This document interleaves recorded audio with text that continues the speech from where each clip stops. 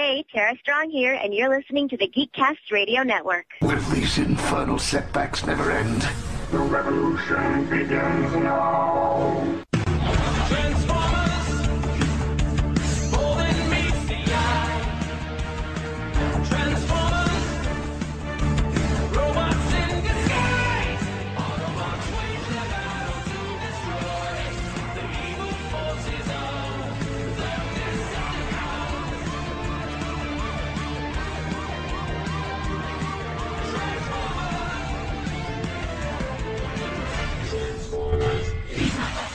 The name's Swindle.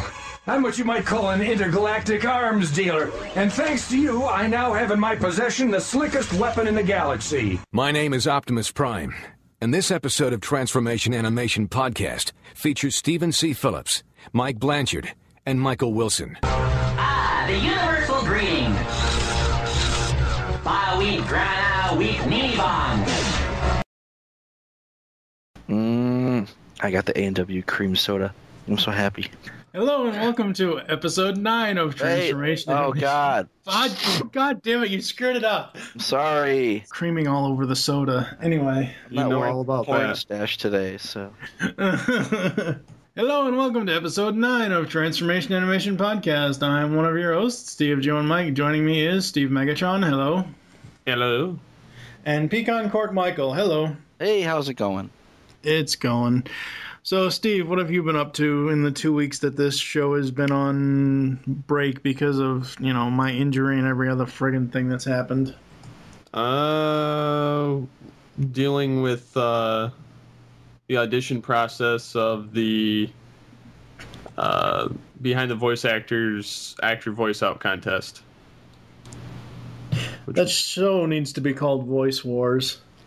Yeah, well, me and Kevin didn't exactly agree on the name. It was the founder that chose the name, so we're kind of like SOL. Yeah. Shit happens. What have you been up to, Michael? I've been sick.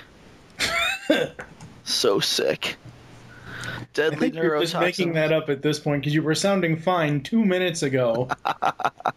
Well, and anything is better than the way you sounded in a couple of TFG1 episodes. I think it was at 17 or 19. I think it was episode 17 when we did Five Faces of Darkness. You sounded like the living dead. I may have been working through like pneumonia at that point. No, I got. I think my mother-in-law had it, and then my wife had it, and now I've got it. It's just been going around. I'm just a little stuffy now. I was miserable over the weekend. I thought I was going to die.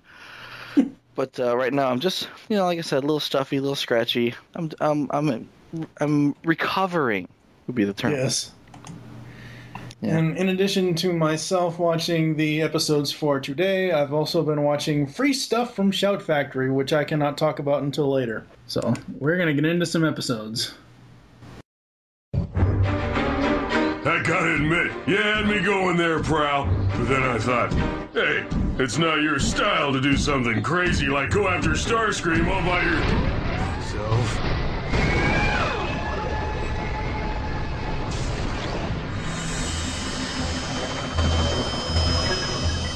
Prowl, exactly what line of junk code is scrambling your software?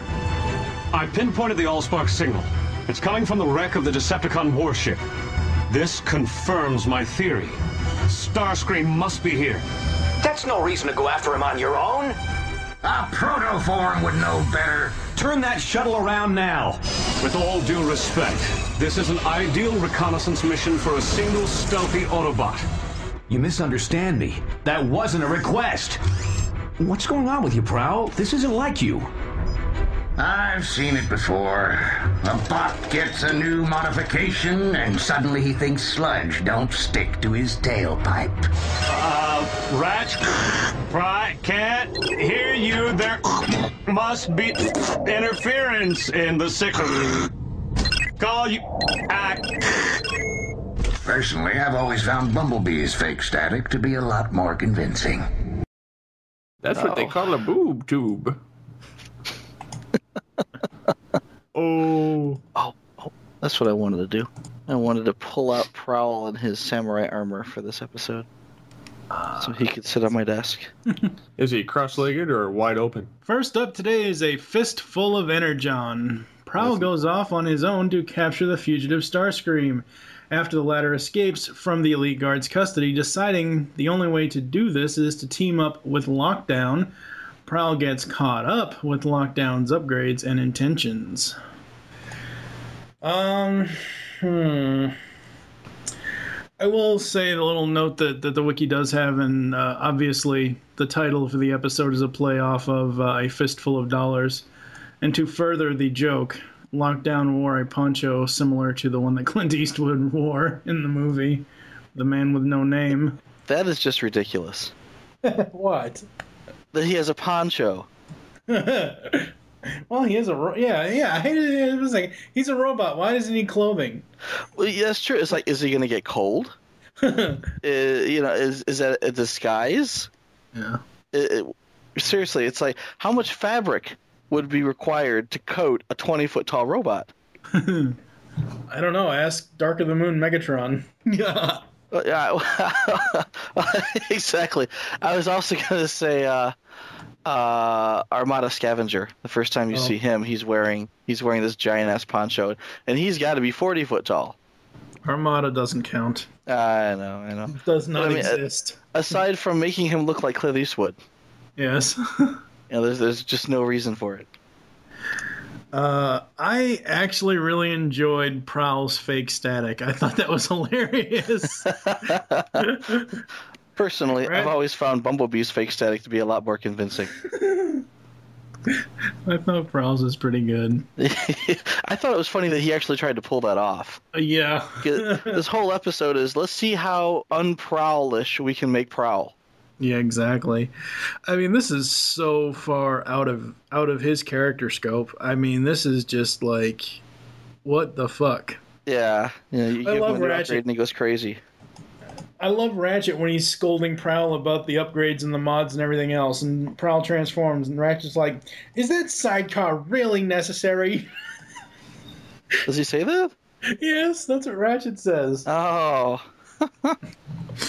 The sidecar is the best part. Yeah.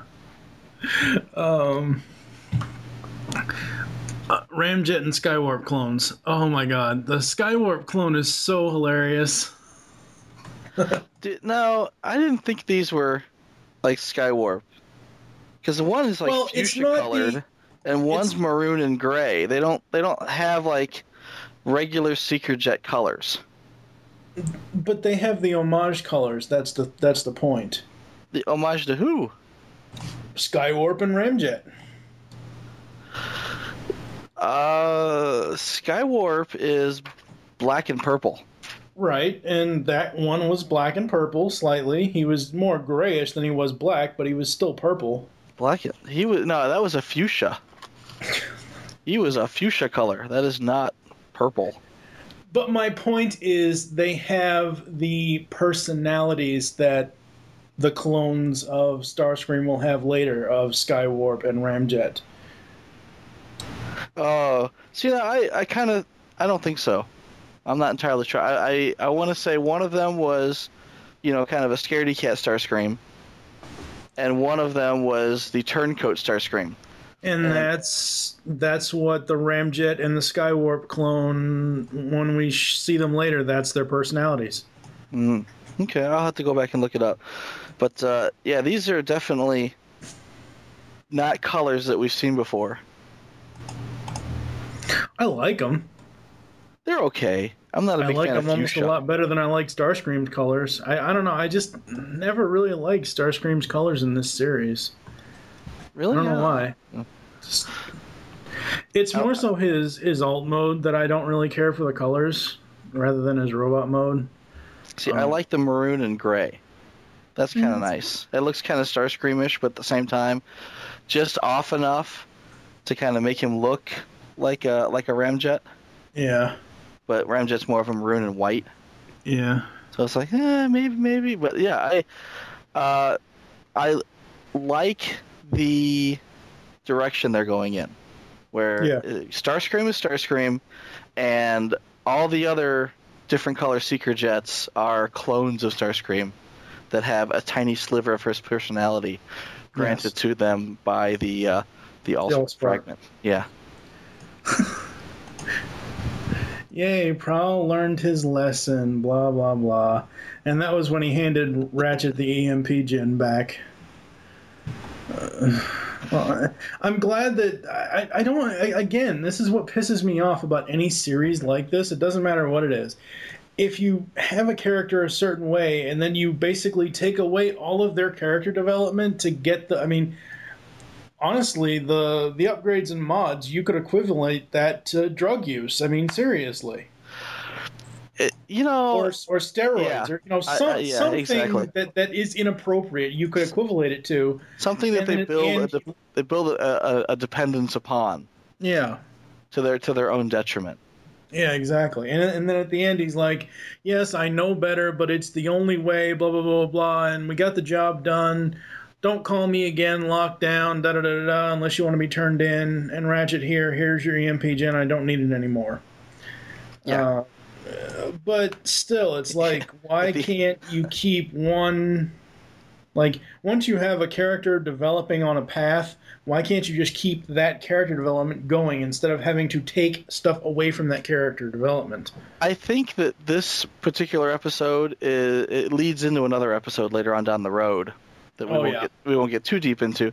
But the idea here is this is his first instances, his first instance with mod abuse. Upgrades. Yeah, the mod use. Yeah, mod abuse, we'll call it. Because we're tying in the drug angle. But so he's abusing these mods and not being himself. And what he finds out later is, as he remembers the training that he received, that it's not the robot. I'm sorry, it's not the mods that make the robot. It's the robot that makes the robot. Yeah. So. It's not the mods that make the robot. It's the robot that makes the mods. It's not always that you have. It's not how. It's not what weapon you use. It's how you wield the weapon.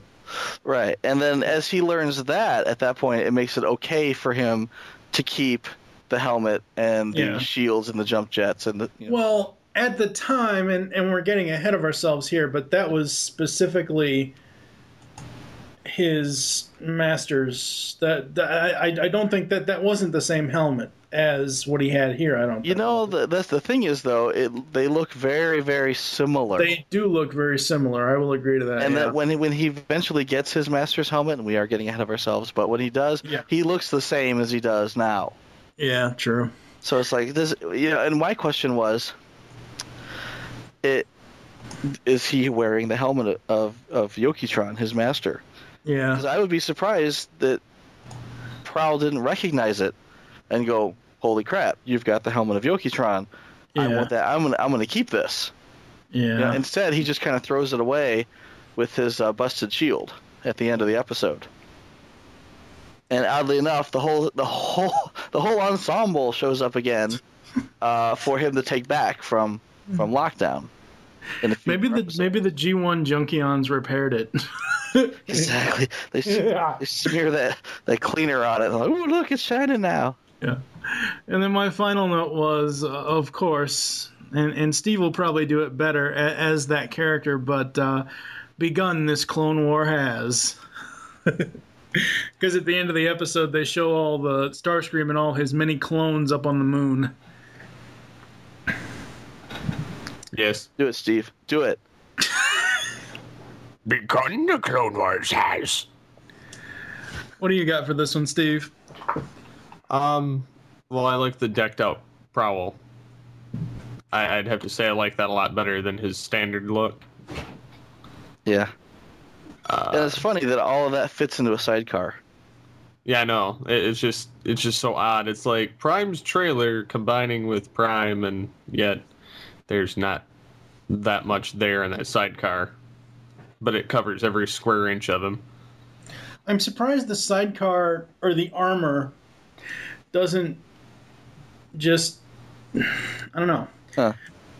I was trying to work in a joke about Prime's trailer, how every time Optimus transforms, it disappears.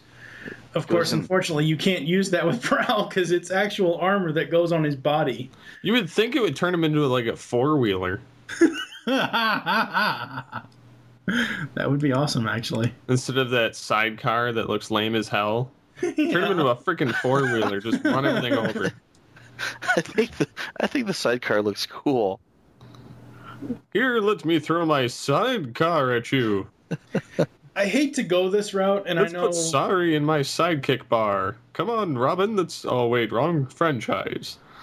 Well, the franchise that I was going to make a joke about is because I watched an episode recently where they got a motorcycle with a sidecar. Is in Power Rangers Zeo, Bulk and Skull have a motorcycle with a sidecar, and that's the first thing I thought of when I saw Prowl's sidecar. I'm like, yeah, Bulk's not going to fit in Prowl's sidecar. I don't know this guy. Yeah. I disown him. Yes, and I would say that the Dinobot part is kind of useless. I understand why they had it in there, but it's still kind of useless. As the Dinobots I made a have note been. about that, but I don't even remember what that. Like, I made a note of Grimlock Go Boom. I didn't mention it because I honestly don't remember. And I just watched these episodes like 3 days ago from when we're recording this. I don't remember what the hell happened with the Dinobots in the beginning of this episode. I don't either. I've got a note here that says me Grimlock pissed. I'm thinking, when was Grimlock pissed? I don't even remember that now. They Bulkhead and Prowl went there because the Dinobots were getting out of hand. Oh, I know what it is. Okay, I Oh. remember now. Yeah. What it was the Dinobots were rampaging supposedly, and what happened was that's why Prowl has the EMP gen in the first place, because Optimus sent them to Dinobot Island to basically EMP knock out the Dinobots because they've been rampaging. The whole reason why they were rampaging was because Grimlock got a poor little spike stuck in his foot. I think the spike was supposed to be in his foot, as opposed to just in between his toes. In between his toes. Guerrilla warfare, anybody? All loads lead back to the low road. Oh, blow yourself. Yeah, low road. But But that's why, now I remember, that's why the Dinobots were in the episode, is because they were supposedly rampaging stuff. Yeah, I remember now. Okay, yeah, I mean, that makes sense, because you have to get the mod on Prowl in order to make the rest of the episode work. Yeah, just think of the Dinobots in this episode in the first part as almost like, not saying the Dinobots are nowhere near as bad as the human villains, but the Dinobots' appearance in this is basically almost like Angry Archer robbing Wyatt toys. Professor Princess robbing Wyatt toys.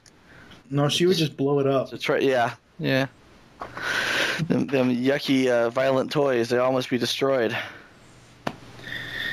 Yes. Anyway, we'll get to that eventually. Oh God. Steve. Yes. Anything else for Fistful of Energon, Steve? I like that Lockdown came back, and pretty much the only thing notable about this episode are the massive clone army. Yeah. But they pretty much took that from the comics, the Dreamwave comics of the Starscream clones. Oh, did they? Yeah, because they had that whole plot line in there. Well, and again, I have to commend Animated with their melding of all the different franchises, because, as I said way back when Soundwave was introduced, that was a very interesting way to introduce Soundwave.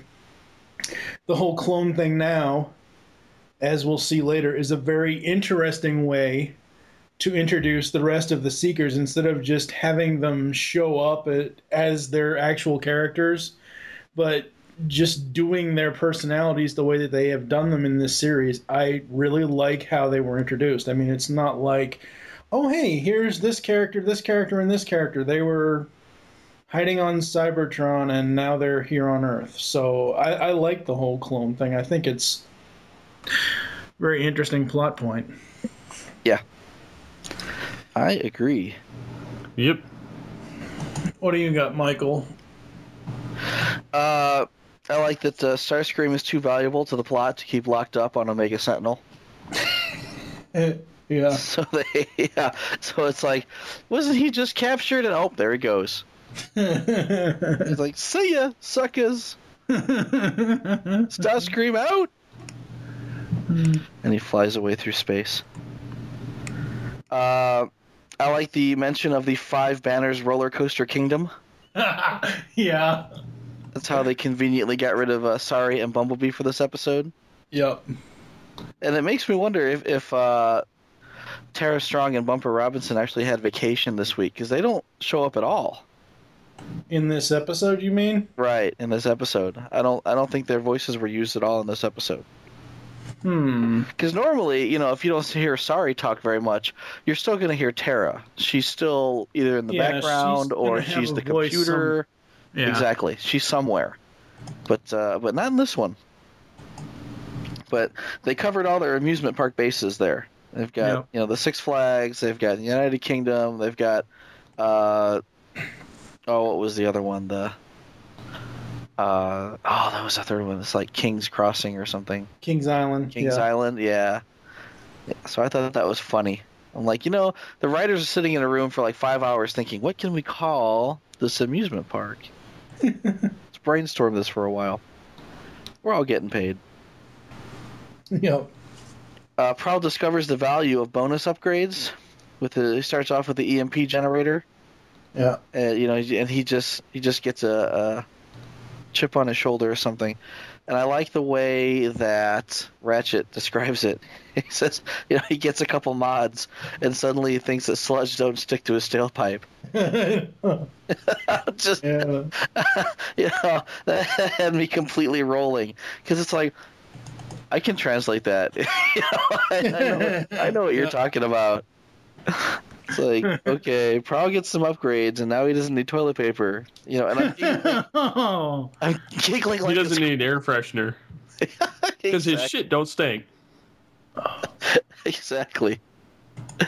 But again, Prowl completely out of character. Well, I don't want to say Prowl completely out of character here. He sneaks off on his own, and he hasn't pulled one of those since early in season 1. Mm-hmm. Where he's just like, I know what I'm doing. I'm heading out. And Optimus has to chastise him because he's not being a team player. I mean, he's been pretty good up until now. So the question is, is it him being him, or is it him being, early season 1? Is he relapsing? But he takes off in a shuttle and goes to the moon. And I sent you the link of the Portal 2 space sphere. Yeah. Because that was what my notes said. It's Prowl in space. Oh. Prowl's in space, going space. Yeah, space. if you had sent me a link to something like Pigs in Space, I would have got the reference a hell of a lot better. Yeah, because you've never played Portal 2. But exactly. But the whole space sphere, his whole shtick is, I'm in space, this is awesome, I'm in space. And Prowl's in space. Probably one of my favorite quotes from this episode is Starscream. He says, "You call this a fight? I'll rust before someone wins, and I'm in a vacuum." Because things don't rust in a vacuum. That's funny. Has to be oxidized with Yeah. Moving right along, that one just went over like a Led Zeppelin. I'd like to take a moment to say how awesome Lance Henriksen is. Oh, he is so He is so awesome. Lockdown is every time I see him, it's a treat. But Lockdown, it's weird here. I've got the greater than sign in my notes, and this is going to look really good on Twitter. But Lockdown is greater than Bumblebee is greater than Boba Fett. In the grand scheme of bounty hunters, Lockdown is better than Boba Fett. Well, I don't hear anybody jumping to my defense here. They're like, I can kind of see that. We know that Lockdown is better than Jango Fett because Lockdown didn't get decapitated. But Boba Fett got swallowed by a big Harry Perry testicles in the ground. So it's like a giant vagina in the sand, and it just swallowed him whole. No, you're not going to see Lockdown being eaten by, fresh gash in the sand. No. It was like, nom. He's like, I'm down here, baby, and I'm not going to be digested for 1,000 years. Lockdown would not go down like that. He'd take lube first. Why is Billy D. Williams flashing into my head? Hold on to me, hon. It's like, oh god, that whole I can see that whole fucking scene now, and I go into the light. That's right. Aim a little higher. That's what she said. That's what she said. I'm slipping. That's what she said. So yeah, Lockdown's better than Boba Fett. Okay. Yeah, that whole section there is just gonna need editing because no, it's not. That didn't come out right at all. We haven't had a lot of comedy like that since Beast Unleashed, so that's staying in. Oh noes! Sneaky mod enhanced Prowl broke some eggs, and this is referring to here he Prowl is all about nature, and at the beginning of the episode he's very careful to put the nest of baby birds back in the tree. Yep. And at the end of the episode, he finds that he has not only smashed a tree, but the nest and the eggs. Nest, he tore up the nest as well. And you would think, and that's one of my main gripes about his character in this episode, you would think that would, regardless of what lengths you have to go to catch a Starscream clone, you would think that harsh of a reality coming to him with how he has been throughout this entire series, you'd think that would wake him the fuck up, but no. Well, I think that was the wake-up call, but at this point, he's too far invested. He's like, it was the wake-up call, but nobody was home. Yeah, I feel really bad about, killing the birds, but at the same time, we got to get this done, Yeah. And after he, to his credit, after he gets things done, he hands the mods back. Yeah. That's I like the pair of Starscream clones having the bombs in their chest. And I'm gonna pull out another Star Wars reference. Do it, Steve. It's a trap. It's a trap. Yeah. So we're gonna have to dig up that sound clip and stick that in there. It's a trap, because Akbar never gets old. The funny thing is, there was another, I don't think it was for this podcast, it was for some other show I was doing, and I actually went on YouTube searching for that quote. Could not find a decent audio version of it. Well, the problem is there's a goodly chunk of that John Williams score going on in the background.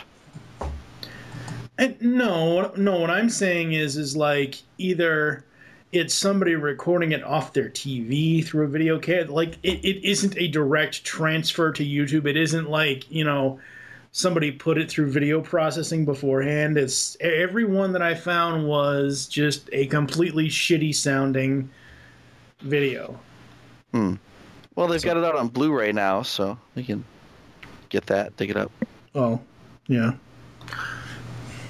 Let's not go there. Oh, God.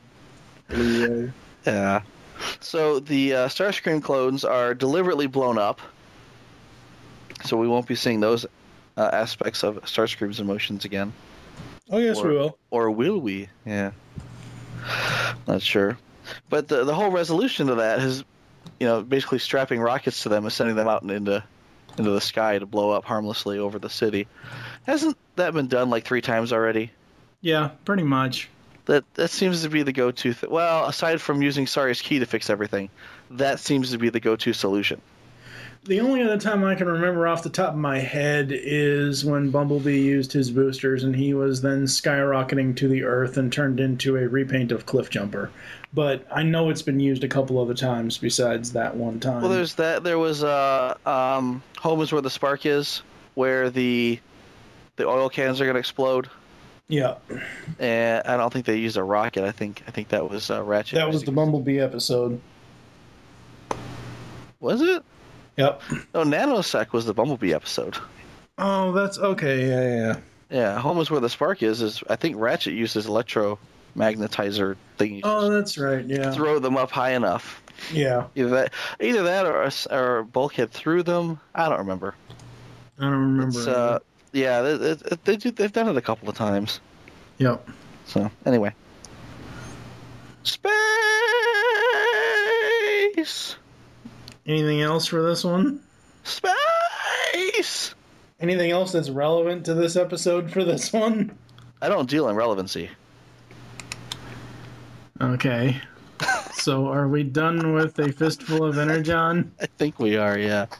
Alright, we're gonna move on.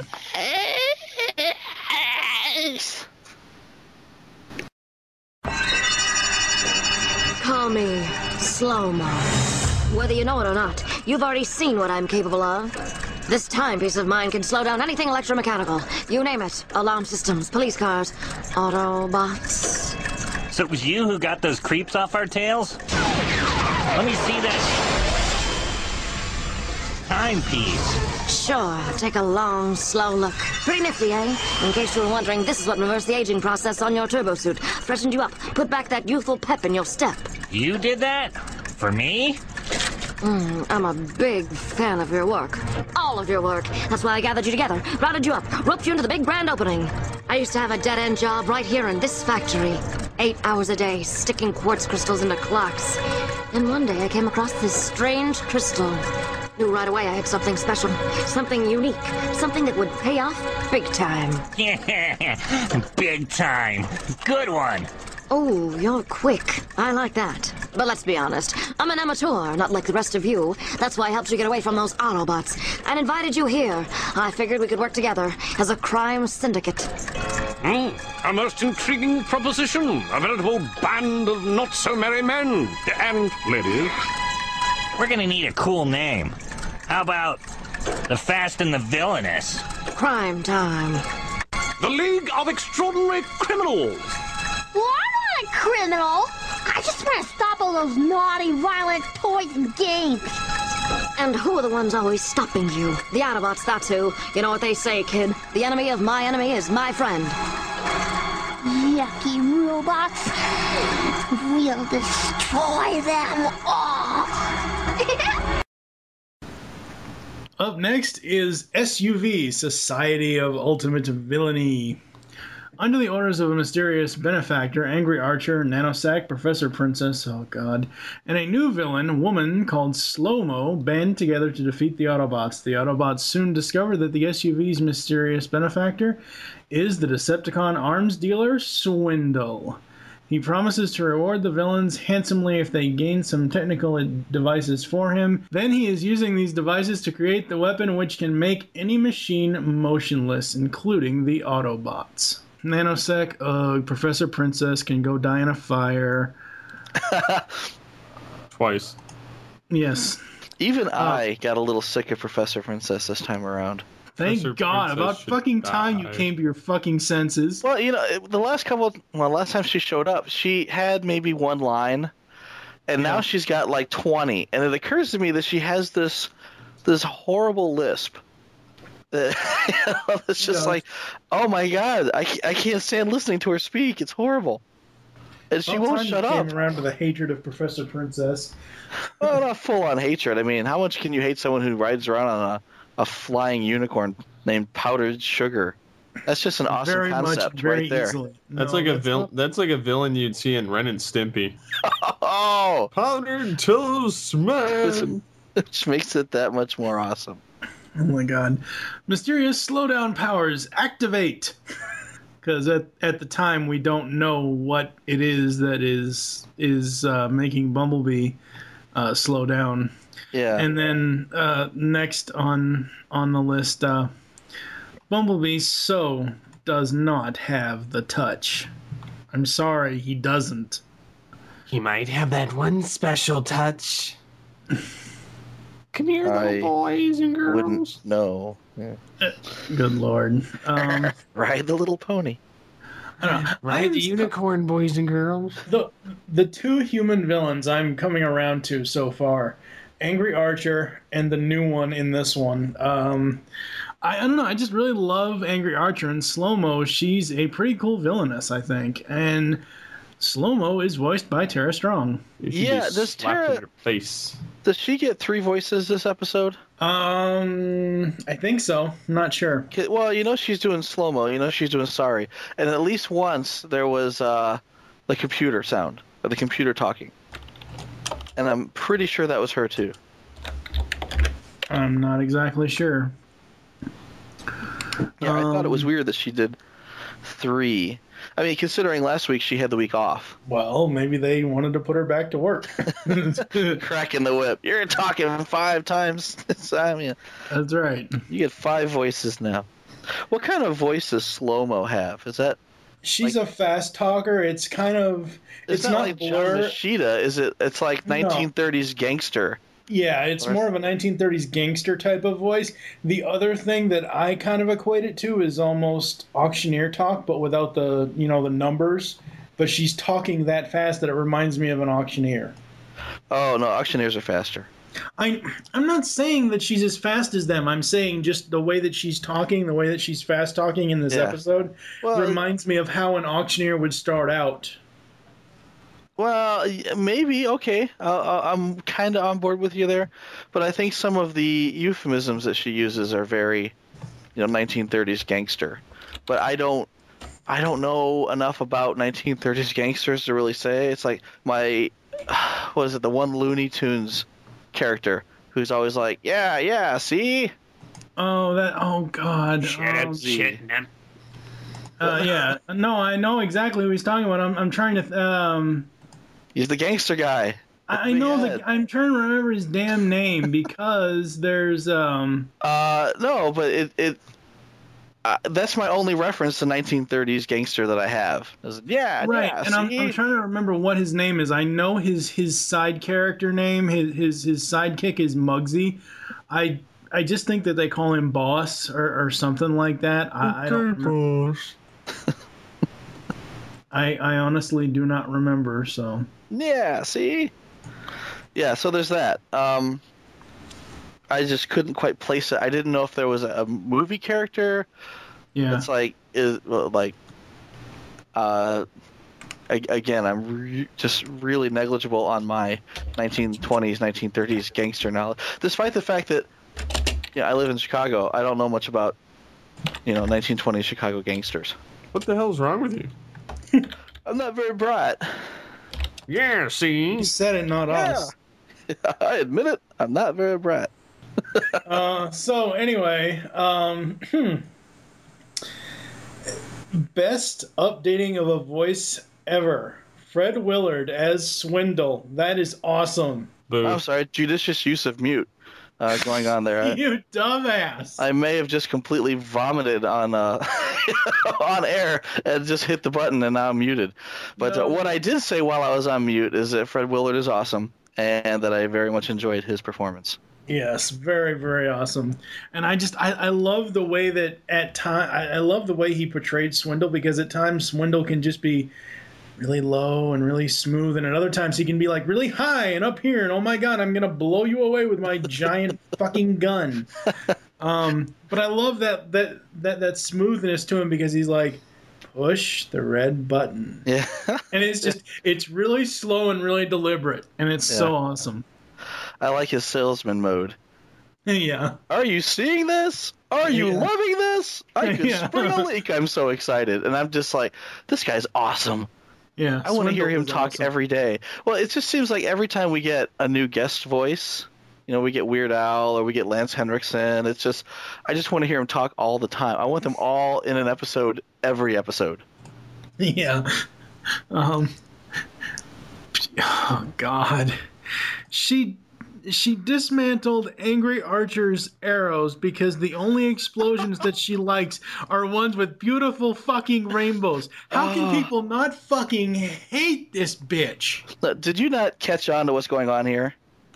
Did you not realize that this is the same time that people like sparkly vampires Oh my. No, I wasn't referring to that. This is Angry Archer's explosive shaft fails. Shaft. And he's like, this has never happened before. He's like, this never happens to me. And it's all Professor Princess's fault. And I'm just like, I'm giggling to myself the whole time. Yeah. But, I mean, it was funny that she dismantled all of his explosives because explosives are bad and yucky. The problem is that she uses fucking explosives. How can she say they're bad and yucky when she fucking uses them herself? Because they come out of her pony's ass.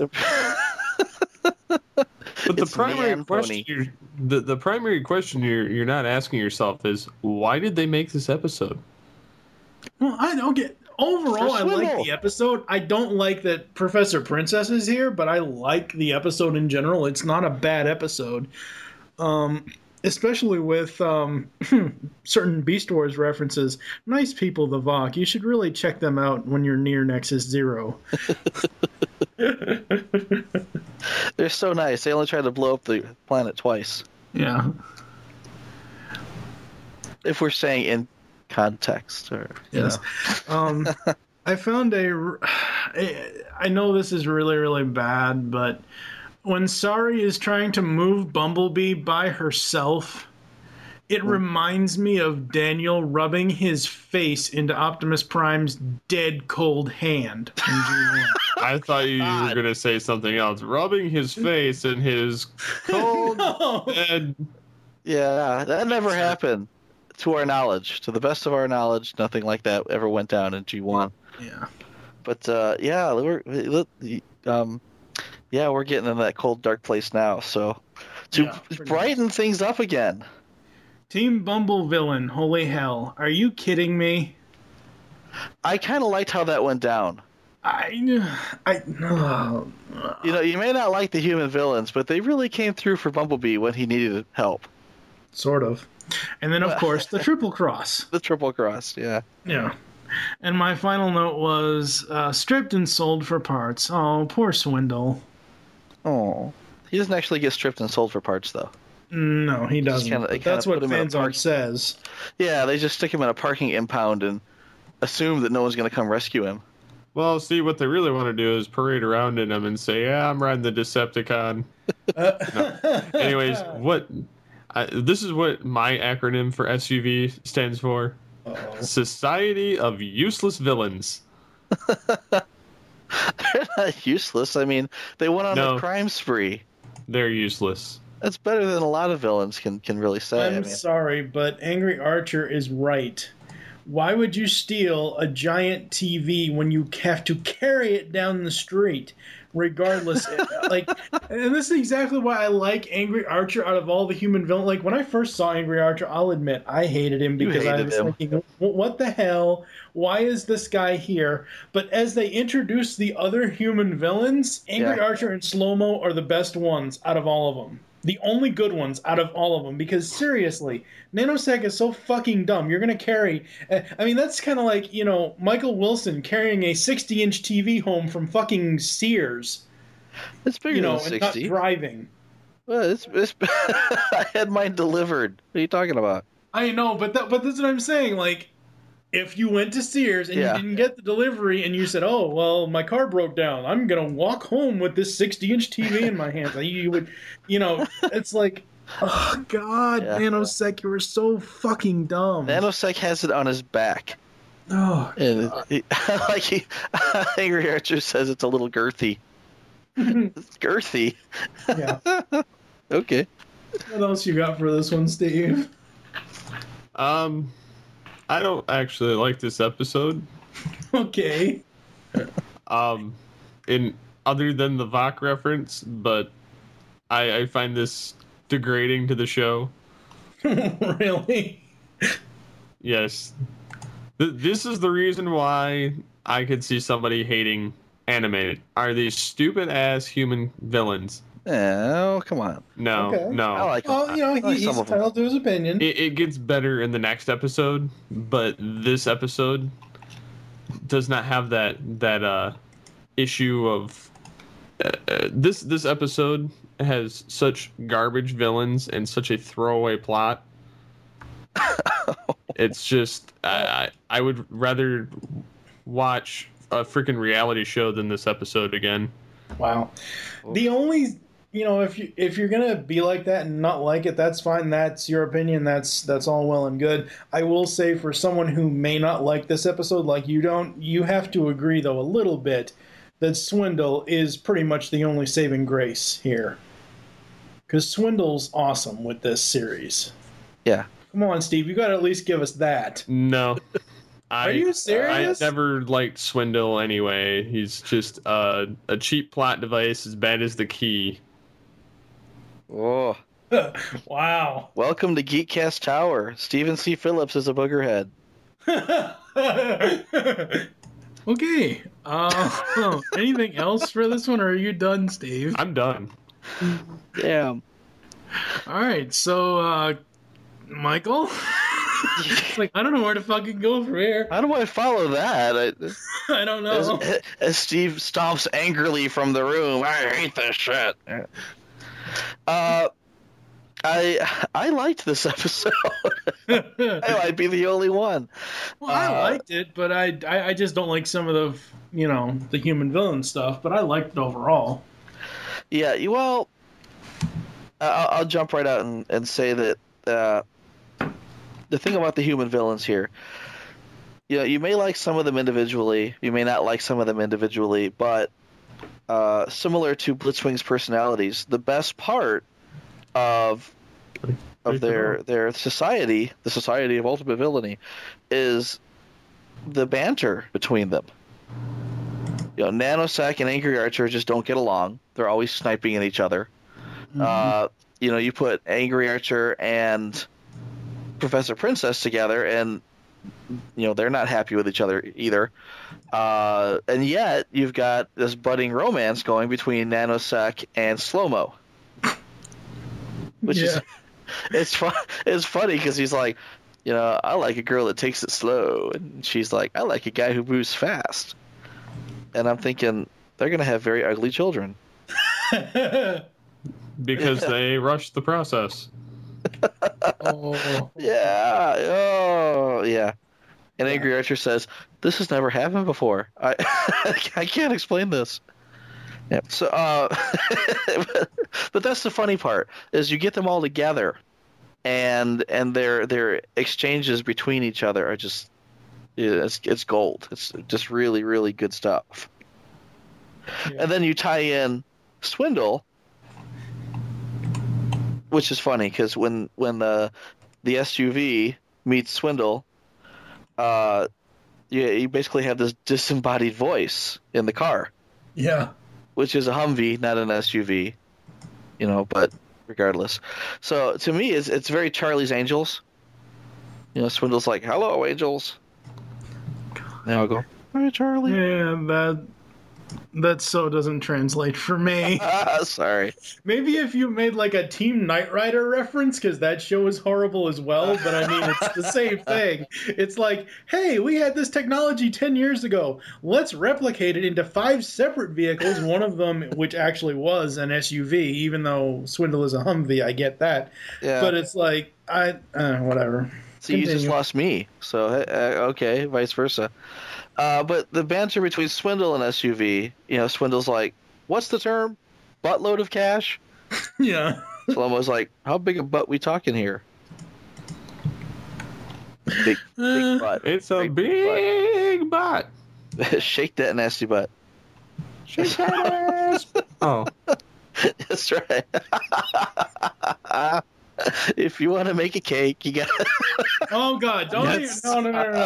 That's only getting linked into that episode. That I'm not relinking that. No. Shake that ass. Shake that. No.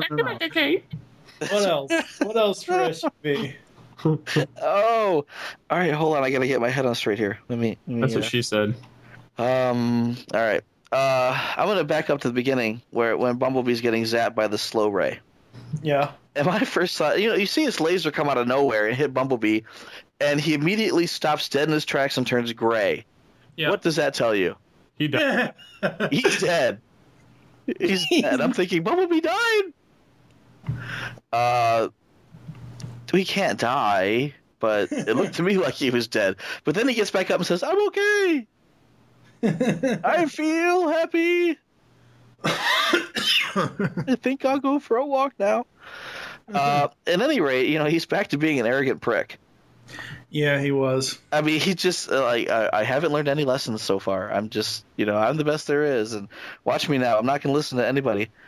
But and that's why I had my note earlier of Bumblebee doesn't have the touch, because he's all about like, oh, well, we might be a team, but the team has to rely on their star play. It's like he turned into fucking Kobe Bryant or something. And if he would have performed the flanking maneuver, none of this would have happened. Yeah, if he would have just shut up, followed orders, none of this would have happened. Exactly, yeah. But, by the time Bumblebee runs into Professor Princess, he should expect to get zapped by a slow ray. Yep. I mean, this is like the third time, and it's odd that none of the villains bothers to turn around and finish him off when he's slowed down.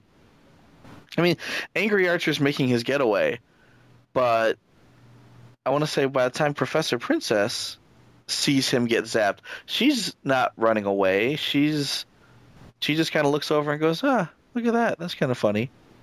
And I'm thinking, you're right about there. She could be blowing off his arms and legs and laughing about it, which would have been funny. Yeah. Yeah. And at the end of the episode, we've returned to using the key as a plot solution. Yep. Sari uses the key 3 times in 5 minutes. Now, granted, we haven't seen the key used in how many episodes? Majority of season 2 so far. Yeah, she's been pretty good about not using it. And it's like, well, what do we do now? We've written ourselves into a corner. We've got 5 minutes of episode left. Oh, whip out that key. The key's good for everything. The key gets you through force fields. It turns off machines that you don't know how to turn them off. She had a relapse. Yeah, exactly. She was clean and sober for 8 episodes, and boom, there it went. She's like, I gotta use it. I gotta use the key. She's like, oh. She's like, Jones. My precious. That's right. But I want to point out that the Swindle toy is awesome. I actually took a moment to pull the Swindle out of my closet. The only thing I don't like about the Swindle toy, is I love the design of it. I love the colors. I love the alt mode. I love everything about the toy, except the size. It's too small. What? It's nearly the same size as Soundwave almost. That's my only complaint. You put Swindle inside you put Swindle and Soundwave sit next to each other. They're literally almost the same size. Yeah, in my opinion, I think Combiner toys should be shorter than everybody else because that's how they were in G1. When I stand him next to Prowl, he's about a head shorter. Mm-hmm. A Prowl head shorter, let's say. And Prowl, he's all chin.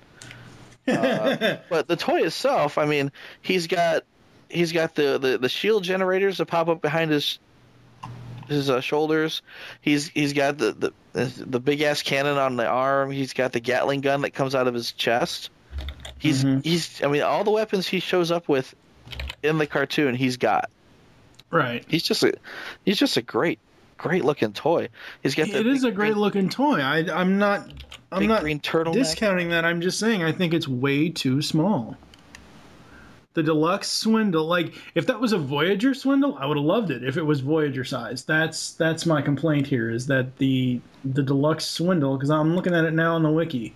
Yeah, he's just too. It's great that he has all his weapons. It's great that he has all that stuff, but he's too small to me. I don't know. I mean, if you take a look at all the, if you set him up next to all the deluxe toys, he's not, he's not like Soundwave short. Soundwave was short. I mean, he was just short and squat and bulky. Yeah. And while Swindle has some bulk to him, he's not. I don't know. I mean, I like him. I think he's a really good toy. He's very show accurate. Oh yes. It's just nothing not to like about this guy. Well, one of the reasons why Swindle is very show accurate is because Derek J. Wyatt loves Swindle. Well, well, I don't want to say Derek J. Wyatt designed the toy, but I think that, all of the. No, he didn't design the toy, but what I'm saying is one of the reasons why, like, he had input on the toys. So, and because he is a huge fan of Swindle, that's one of the reasons why it is so show accurate, is because of his fan of the character. Yeah, I agree. I see where you're at, and it's just a really cool toy. Anyway, lastly, or I should say penultimately, in the end, Bumblebee learns a lesson. Hooray for Bumblebee. He can quit being a prick now. And lastly, I want to see the cutscene where Swindle and Lockdown meet in a bar and talk shop.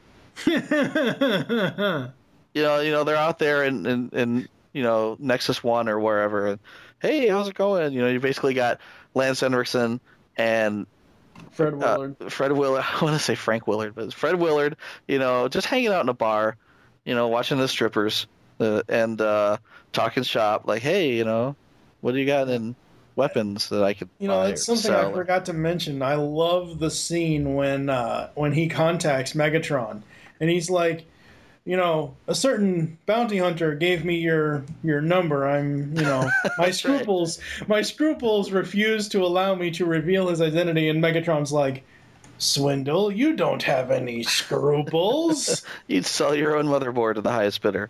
Yeah. Yeah, because, that's what I can see is like, hey, I just talked to Megatron. No, really? Oh, yeah, I just talked to Megatron. You should go check him out and sell him some weapons. Oh, I'm totally going to do that. And, I can't do it justice, but if somebody who could were to write this scene and have Frank Willard, and Lance Henriksen voice it out, it would be one of the most awesome things ever. Yes. And then just for fun, you've got Weird Al voicing a character who just like the waitress or something. Oh my God. Weird Al voices the waitress. And on that note, we are going to move on. Attend hot! I am Sentinel Minor, your drill sergeant. But you linchpins will address me as sir. Is that clear? Sir, yes, sir. Wipe that smile off your face, Dulspark. I'm not smiling, sir. My jaw is just tempered that way, sir. Forget Mudflap's jaw. Check out the asteroid-sized chin on Sarge. You got a comment, funny butt? No, sir. Why does a weak-jointed, slow-processing hunk of junk like you want to be an Autobot recruit? To be an elite guard warrior and kick Decepticon skid plates, sir. You couldn't kick my motherboard if I held it in front of your foot. Each of you, sound off. Why do you want to be here? To be an elite guard intelligence officer, sir. To be an elite guard trooper, sir. To be an elite guard commander, sir. Well, I was kind of hoping I could be a certified space bridge technician. Oh, sir. Mute it, micro brains! Space bridge technician. Now here's a bot who knows his place. You should try to be more like your friend here. He's not my friend, sir. We're all friends here. Cog's in a great big Autobot machine. Show me what you got, Cog.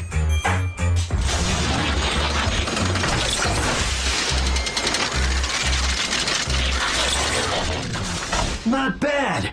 I'm gonna call you Long Arm. Show me your stuff. That's it? Hit me with everything you got, sir.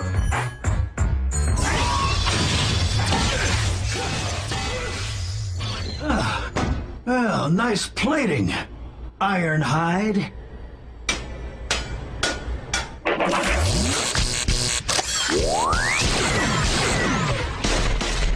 Nice stinging. Welcome to the platoon, Wasp. I'll show you stinging.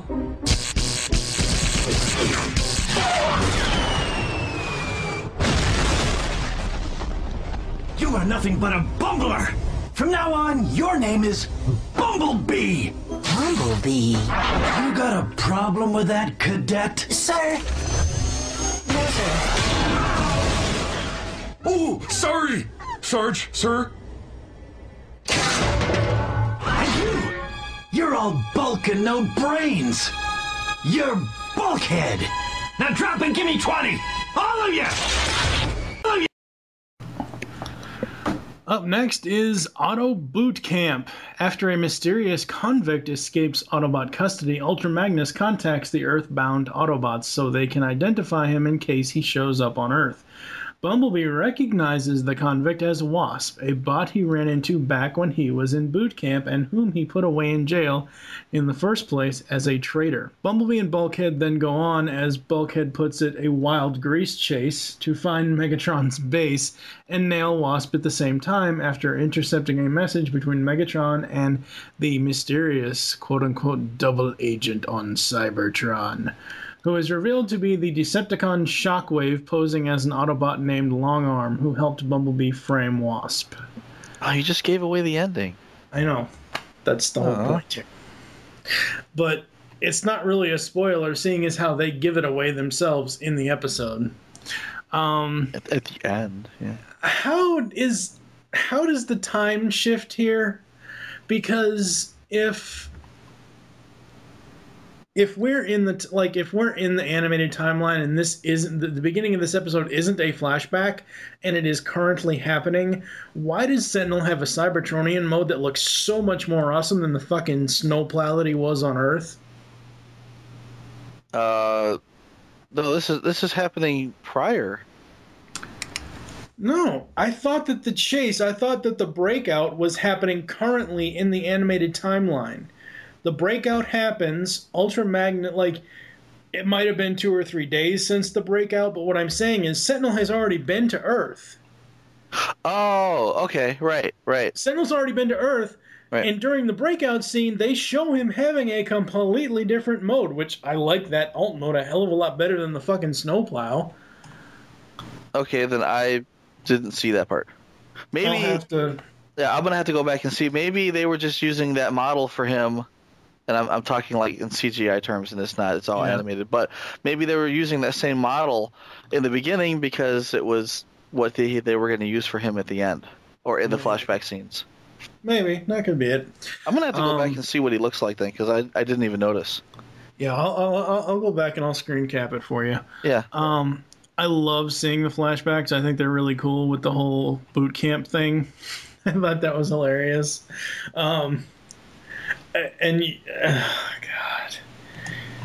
And you know that this is just because this is them making fun of the movie. He's a total mudflap. Even I know Bulkhead is a hell of a lot better. Even though I don't like Bulkhead in animated, he's a hell of a lot better than Mudflap was in the fucking movies.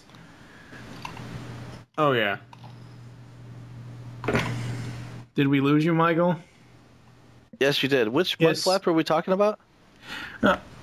Sentinel calls Bulkhead a mudflap. Yeah. Somebody calls him a total mudflap, and my note everybody calls him a mudflap in this episode. Exactly. But my note is that Bulkhead is, even though I don't like Bulkhead in animated that much, he's okay. He's not one of my favorite characters, though. I could do without him. Oh, he's lovable.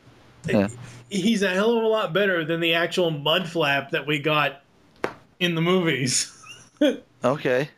Which one was Mudflap? What? Which one was Mudflap in the movies? Oh, it was one of the stupid wreckers? Twins. One of the twins. Oh, that was that. Oh God. That's why they call it Mudflap, because it's a derogatory term. I know. Yeah. It's like slag. You can't. I know. But what I'm saying is, oh God, I have to repeat this 3 fucking times. What I'm saying is, even though I do not really care for Bulkhead in animated, right, he's Bulkhead a hell of a lot better character. Bulkhead is better than Mudflap in the movies. Mudflap in the movies is just something that should have never happened. Fucking Michael Bay, constantly raping our childhoods like Starscream rapes giant metal bugs. I love that Sentinel named all the cadets because of their powers. I thought that was really cool. Well, that's the weird thing, is Sentinel Minor gets to subjectively rename everybody permanently. Yeah. This is your name for the rest of your life, no matter how silly or derogatory it is. This would explain names like Windbreaker or Wide Load. What's your name? Your name's Huffer. It's like, oh, you prick. Why would you call me that? My name's Shit Kickers. There actually was a Transformer named Windbreaker. Oh, I know. He broke a lot of wind. But this whole scene mirrors a scene with R. Lee Ermey in Full Metal Jacket. Full Metal Jacket. Full Metal Alchemist. I actually have written down Full Metal Autobot. It's an auto boot camp, or as I like to call it, Full Metal Autobot. But yeah, for some reason, Full Metal Alchemist came out. That is funny because I really dig the Elric brothers. But Full Metal Alchemist. Damn Full Metal Jacket. Full Metal Arlie Jacket is asking everybody what their name is. Yes. Exactly. Well, he's not asking; he's giving them names all the way down. You look like a giant piece of shit. Your name is Private Pile. Yeah. God has a hard on for Autobots because we kill everything we see. Yeah. We keep heaven stocked with fresh souls. But it's just funny because if basically if you re-say everything that Sentinel says in R. Lee Ermey's voice, this becomes a much better episode.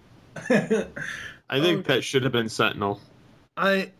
Oh yeah, R. Lee Ermey should have voiced Sentinel. That would have been so awesome. That would have just made the world for me for that character. Yeah, that would have been so fucking awesome. But now I have to go back in the editing process of this episode because my favorite line from Full Metal Jacket is when he's handing out assignments and he gets to Joker. Everyone else is like, 0300 infantry, you made it. Stuff like that. Yeah. He gets to Joker, he's like, 4212, basic military journalism. What the fuck, Joker? He says, what did he say? I was on the school newspaper? Yeah. Oh, yeah. No, I mean, basically every word that comes out of his mouth is gold. Period. I mean, spoilers. It's a shame he gets shot, but I mean, that's the only reason why I ever saw Full Metal Jacket. I don't think I've ever seen the rest. Like I've seen the rest of the movie, but in the beginning, I always stopped after he got killed. I never ever like when I first heard of Full Metal Jacket. Yeah. I never watched past the point of Ermey getting killed, of the sergeant getting killed, because that's the funniest parts of the movie is the fucking beginning of the movie. Well, but anyway, getting back to this the movie. Yeah. Okay, sorry. Well, no. I mean, it's one of those things where tangent. Hello. Yeah, but I mean, this is a relevant tangent because I know. A goodly chunk of this episode is lifted out of Full Metal Jacket. Oh yeah. Not Alchemist. Yeah. Oh god, I had an Incredibles flashback also with Sentinel. If one cog doesn't work, the machine will break, and that's kind of what Bob's boss is taught.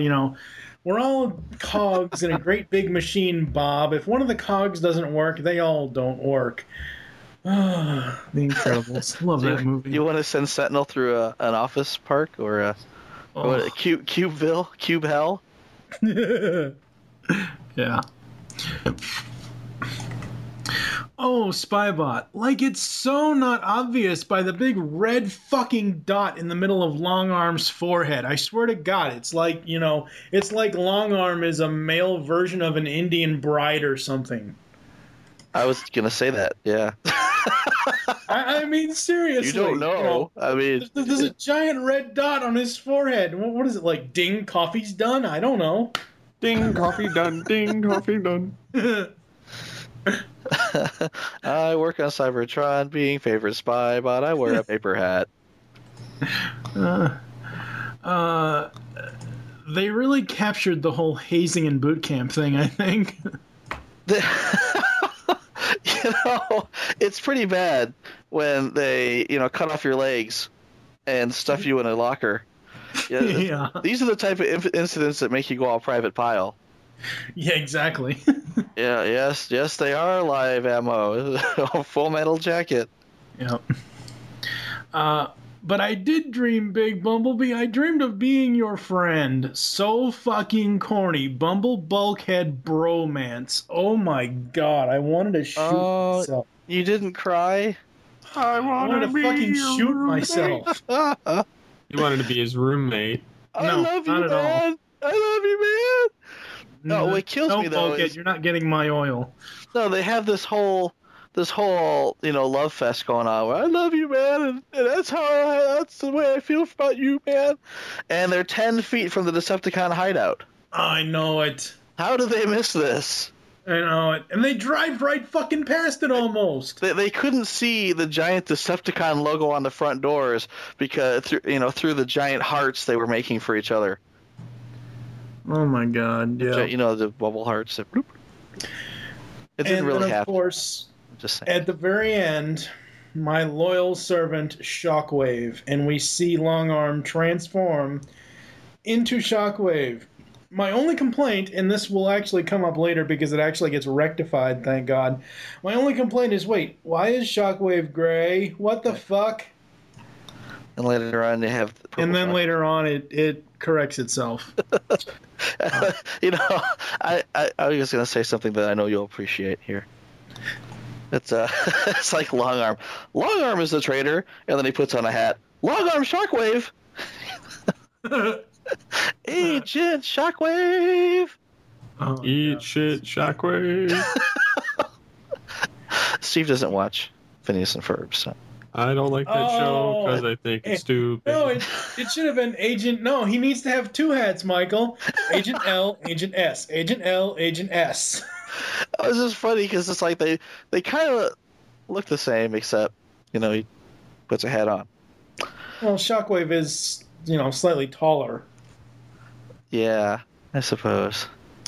What do you have for Auto Boot Camp, Steve? What do I have?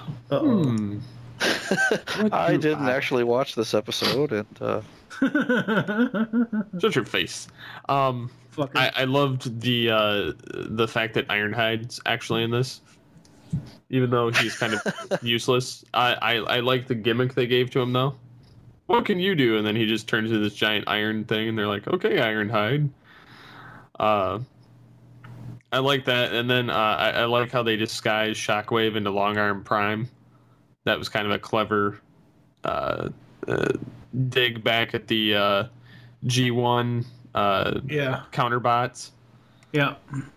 So that was kind of nice, and then it was funny seeing Wasp be basically a direct copy of Bumblebee for the most part. Pretty much, for the most part. Yeah. Physically, anyway. What's funny is that Wasp is an even bigger dick than Bumblebee. I mean, Wasp is just so full of himself. Stick. Yeah, but Wasp to me is he's more that jock type of dick rather than the, oh my god, I'm better than everyone else kind of, he has that jock mentality. It kind of goes back to what I said about the hazing thing. Like, you can clearly see that there are certain cliques in this boot camp thing where it's basically everyone else, and then there's Bulkhead and Bumblebee. It's kind of like everybody else is the jock team, and then Bulkhead and Bumblebee are the geeks. That's why they put them on asteroid duty. They're like, yeah, we don't want to be associated with you lame asses. Get out of here. You can go work with Optimus. He flunked. Well, I think Bumblebee Bumblebee put himself on asteroid duty. I like how they wheeled Wasp away, kind of like they did Hannibal. Mm-hmm. Or like in the Batman video game, Arkham Asylum, where they haul away the Joker. Yeah. It's just kind of funny to me that they did that. And it's funny that Longarm or Shockwave basically set him up to kind of be fucked over. Yeah, see, I mean, it's like, at the very beginning of the episode, when they get that transmission, I knew. I freaking knew who it was. Just like before, not when the Autobots get the broken up transmission, but when Megatron is transmitting, and Sumdac is like, well, somebody on Earth might be able to translate this stuff, but when they're talking, it's like, holy hell, It's Corey Burton. It's Shockwave. Yes, there is a god. Yes, exactly. And it's like, you know, I mean, there is no, I mean, this isn't like Velocity where it's questionable if, you know, if that really is Blur, which we all know it is. But this one, it's like you see Shockwave, you know, kind of scrambled up on the screen, but you know it's fucking Shockwave because of the voice and because of what you can make out. I mean, it's almost like Shockwave's on the Playboy Channel or something. But anyway, and then later you see Long Arm, and it's like, okay, he has size changing powers, and you just know that that's fucking Shockwave. Besides the giant red fucking dot in the middle of his forehead, just hearing the lower tone of his voice, I immediately knew. I like the fact that they put him as the head of Cybertronian intelligence. Yep. For the Autobots, and he's like, "Yeah, I'm the only Decepticon just freely out here." Yeah.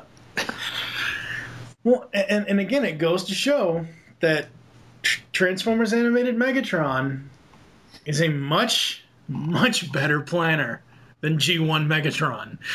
Oh yeah, he had moles everywhere. Yeah. He had to have some of them burned off, but that's bad. I had to go there. I know. What else you got? Overall, this episode was pretty enjoyable. Yeah, it's nice to finally see how Bumblebee, Bulkhead got together. It's nice to see some of the other ones, like Michael said, he loved seeing Ironhide. I love seeing Ironhide as well, even though I really don't care for him being orange. But yeah, I really thoroughly enjoyed it as well. So, what do you got for Auto Boot Camp, Michael? Right in the beginning, you know, you've got Megatron talking to his secret compatriot, who's all scrambled on the screen, and he says, "Well, the breakout went amazingly well." Yeah, and my thought was, why would Megatron want to break out Wasp? I mean, he wasn't even a real traitor. He wasn't working with the Decepticons. Because he lost his mind and he became the buzzing third-person speaking Waspinator from Beast Wars. Slowly. Not yet, he hasn't. No, but he's already started talking that way. Right. But at the end of the episode, you hear him talking like that. Yeah, at the end of the episode, you hear him talking like that. But in the beginning, and when the breakout happens, he is still himself. He is still the same Wasp. But what you're saying, Michael, is though, one of the reasons why that I can kind of explain it away here is because of what happens as the episode progresses. Because Megatron wants to break Wasp out to probably keep up the facade of Long Arm being, you know, of Shockwave being Long Arm. Because I'm sure after Bumblebee, you know, fingered Wasp, I'm sure Shockwave told Megatron, "Hey, look, we have this patsy that we can play off of." So right. If they use him as what Bumblebee thought he was, if they use Wasp, saying Wasp is still the traitor, and having Shockwave play the Long Arm character, you still have the traitor, but it's not focused on Long Arm as it should be. Right. Well, that makes sense. I'll buy that, sure. But after the last episode, you would think that Bumblebee would learn to call back up first and then run off half-cocked later. You know, he just never learns. He never learns. And, you know, I understand that here it's to show that Bulkhead is always thinking small. You know, and no, he's thinking big. He wants to be your friend, but he's not thinking, you know, big enough for Bumblebee. Right. You know, and it's like, well, you weren't thinking big now, and you're not thinking big then, and blah, blah, blah. But it's like, you know, didn't you just do this last episode and get shot with a slow-mo ray? Yep. I'd be having nightmares about slow-mo rays every time I ran off without thinking. Seriously. Yeah, moving right along. Oil is supposed to be like beer, right? Mm-hmm. I mean, we just saw Bulkhead with a big can of oil, you know, taking a big drag. He's like, hey, how's it going? So what is oil change duty? I mean, they kind of make it out to look like oil changing is poop. Well, what they do is they reach over, they grab each other's oil filters, they unscrew it, they drain the main vein. They pee all over Simmons. They fill each other up, and they screw the bolts back on. They pee all over Simmons. That's just offensive, actually. I thought it was funnier thinking of it like poop. Yeah. Because, you basically, they're dumping it into the sewers. But that's what the sludge is. That's more like a bloody pee. Oh, God. Okay, let's... God. Wow. All right, work with me here, because the next scene, you've got Sentinel coming in, and he's got a couple 100 drums of used oil falling on him, and my mentality here is that it's poop, and I'm thinking he's all covered in poop. It's like Biff Tannen. Yeah, exactly. Manure. I hate manure. I hate manure, and that's where I was going with this. I wasn't expecting Steve to come out with bloody pee. I hate used oil. I hate bloody pee. 100 drums of bloody pee. I mean, that's not where I was going. But thank you for taking me there. Expect one thing from Steve. Expect something completely fucking opposite. Nobody expects the Spanish Inquisition. Our main weapon is bloody pee.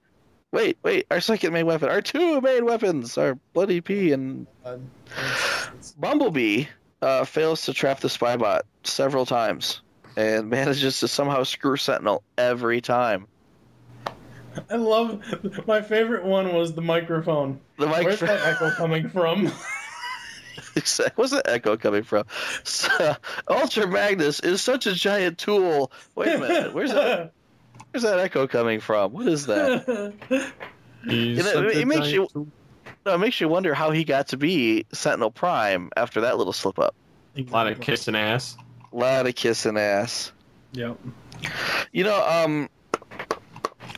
I think Steve mentioned it, that when they wheeled away Wasp in the dolly. Mm-hmm. I was going to mention that I think Cliffjumper was the one pushing the dolly. I'm gonna have to go back and look. It looked like Cliffjumper made an appearance, and possibly. I can confirm it was Cliffjumper. Okay, well there you go. All right, woohoo! Steve always pays attention to the Hannibal Lecter references because he has a thing for Hannibal Lecter. Well, Hannibal Lecter really comes out in the next episode. Stop it! Yeah, well, I'm sure Steve will mention it for the next episode. But and lastly, Doofenshmirtz makes his amazing Wasp in a tour. Oh shit! Oh wow! I never thought about that. I knew you'd like that. Yeah. I never thought about that. The Wasp in a tour. I never thought of that. So what kills me though is you have Waspinator. It's Waspinator colors, got the Waspinator faceplate, and no Scott McNeil. It's it isn't Scott McNeil. Well, no, Scott McNeil doesn't do the voice for Waspinator. That's what that's what I said. It isn't Scott McNeil. That's what I said. It should have been me. It should have been. Well, that's what kills me is that. It's like, hey, we got to get this voice cast right. We're going to get Lance Henriksen in here. We're going to get Fred Willard in here. We're going to get Weird Al in here. And who's this schmo doing Waspinator? Because it's not the guy that should be there. And granted, Scott McNeil is in demand. I'm sure he's very, very busy. Probably couldn't make it in that day. But come on. They could have done something. If the guy had one line, it was, I'm pissed off at Bumblebee and I'm going to get him. Could have been like, phone a friend. Scott could have, yeah, exactly. Scott could have done this over the phone. He would have done it for free, most likely. I know, and I will say, though, I have to say that even though it's not Scott, and it would have been awesome if it was Scott doing it, yeah, Tom Kenny did a fairly good job. He did, but there's still no substitution. Well, no, and I'm not saying there should be. I'm just saying that Maybe Scott was doing other stuff at the time. Maybe they didn't think to get Scott. Maybe they thought to get Scott, but he was too busy doing other stuff, as I just said. But, I mean, Tom Kenny's version, for this character, for the way that this character's arc plays out, Tom Kenny's voice of him isn't, I mean, it's not, solely atrocious. It's not, okay. Tom Kenny is a fantastic talent, and it's great that they had him do it as opposed to, Bumper Robinson. But, yeah, I still agree. It should have been Scott McNeil. This reminded me, this perceived slight, right? Reminded me of the year that Dinobot was put on the ballot for Hall of Fame. The Hall of Fame, exactly. Scott McNeil was sitting 5 feet away from and they didn't even ask him to make a speech as Dinobot. There you go. When Dinobot won, they should have had Scott McNeil up there giving an acceptance speech as Dinobot's voice. Well, yeah, and that would have, to me, that would have made sense. And the fact that they didn't, to me, seemed like a slight. Yeah. And I'm like, what? So they just don't like Scott McNeil? Is that what we're seeing here? And I think it would be interesting next time we talk to Derek Wyatt or Marty Eisenberg, if we get him on the phone, ask them, what happened here? You couldn't get Scott McNeil on the line? That would actually be a perfect question for Sue Blue, seeing as how she was the voice director. We need to get her. Yes. Let's make it happen. I'd love to talk to Sue Blue. Do it. Yeah. Yes. That would be awesome. And everyone keeps telling us, oh, you should talk to Sue Blue. And it's like, I know. Yeah, that would be great. That's like the holy grail. Well, aside from talking to Scott McNeil, and here we are saying, how hard could it be to get in touch with Scott McNeil, man? And it's like, well, we can't talk. We've tried for almost 2 years now. Well, if you've got contacts, you better hook us up, somebody, please. Well, yeah, exactly. I mean, I've talked to him several times. I've met him several times. And see, that's the other fucking thing that really gets our goat about this is Michael actually has been to, since we've been doing podcasting here, since we did the Beast Unleashed podcast, Michael actually went up to him and talked to him at a BotCon and couldn't even say, oh, hey, can we, is there an agent information we could get from you or something? Right. It's like, yes, I understand that BotCon, it's a line, get your monkey signed and move along. Yeah, but I was actually risking getting thrown out of the con for recording the 2 minutes that I did record with him. Because, they basically said, okay, you're going to go up and you're going to talk to the guy for half a second, you're gonna sign this and you're gonna get the hell out because we're closed and he won't let us leave until he signed everybody's stuff. So you got to get up there and get out. And I bucked the line and said, screw the man, I'm gonna talk to Scott. I'm gonna talk to Scott and I'm gonna record it. And I did, and that was great and all, but there just wasn't time to really do an interview or no, and I know that, but what I'm saying is you could have. And this is more stuff for off air. What I'm saying is that you could have said something like, hey, can we get a contact for you, through your agency or something, Well, but anyway, moving on, back to the boot camp here. Yeah. As far as boot camp goes, that's all I had. I wanted to return to God has a hard on for Autobots because we kill everything we see. We keep heaven stocked with fresh souls. I love it. Every word out of that man's mouth is gold. Everything is quotable in that whole movie. Everything he says is a quotable item that will work in any given situation. If you're in a job interview, you say, you quote R. Lee Ermey, you're in. Yep. I'm kidding. That's not true. Or is it? It'll probably get you put in jail, but yeah, there's that, Choke yourself! I mean, that will not work in a job interview. Choke. We're gonna move on. You keep away from Spider Lady. She like me Grimlock best. Oh, don't be so jealous. You know how I feel about you. Can't you two be friends for little old me? You heard Spider Lady. Come with me, Grimlock. Promise you'll come back soon. For their sake.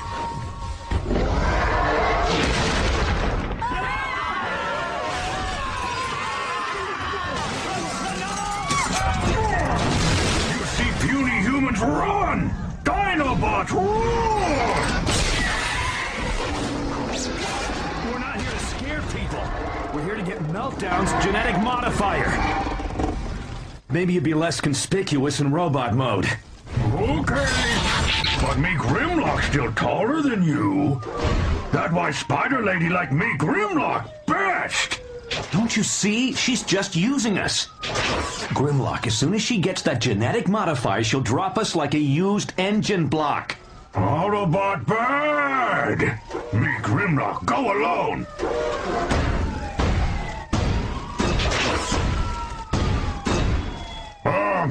When me Grimlock find genetic thingy? Come on, I know who can get it. Me Grimlock go with you. But me Grimlock go with you alone! And finally up today is Black Friday. Black Arachnia has recovered after trying to get the Allspark and has seduced Grimlock and his team to free Meltdown so he can use his intelligence in the field of genetic modification to purge her organic spider half. Meltdown, however, needs a certain genetic modifier to complete this task, so Black Arachnia blackmails Optimus and Grimlock into getting it by attacking Bumblebee and Prowl and infecting them with her cyber venom. Whether Optimus and Grimlock can work together isn't the only problem, for Meltdown may not be purging the half that Black Arachnia thinks. Dun dun dun. I always knew Black Arachnia was an evil sex bot. Well, she's a Black Widow spider. Just the way that she treats Grimlock and his head goes aflame, that was kind of funny. He's like, yeah, that was like his virtual hard-on. Yep, pretty much. But, you know, it kind of reminded me of, and we're going to go back to Looney Tunes here, where you've got, like, the wolf, and he's like, and his tongue, and the woo. Yeah, exactly. Yeah. And this is kind of like the Dinobot version of that. Yeah. But, I mean, Black Arachnia has always been flirtatious. That's kind of her personality. Yeah. That's how she is. But, I mean, here she's using it more effectively than we have seen her do it in the past, because she's actually playing her suitors against each other. Yeah. Bumblebee can never shut up unless he is unconscious. Stock transformation again. Oh. You know, that bothered me, but by the end of the episode, it's like, man, that was a weak episode. And it occurs to me that they just didn't have enough stuff going on here. They had to put 2 minutes of filler in. Like 2 minutes of stock footage for Optimus and Prowl and Bumblebee's transformations.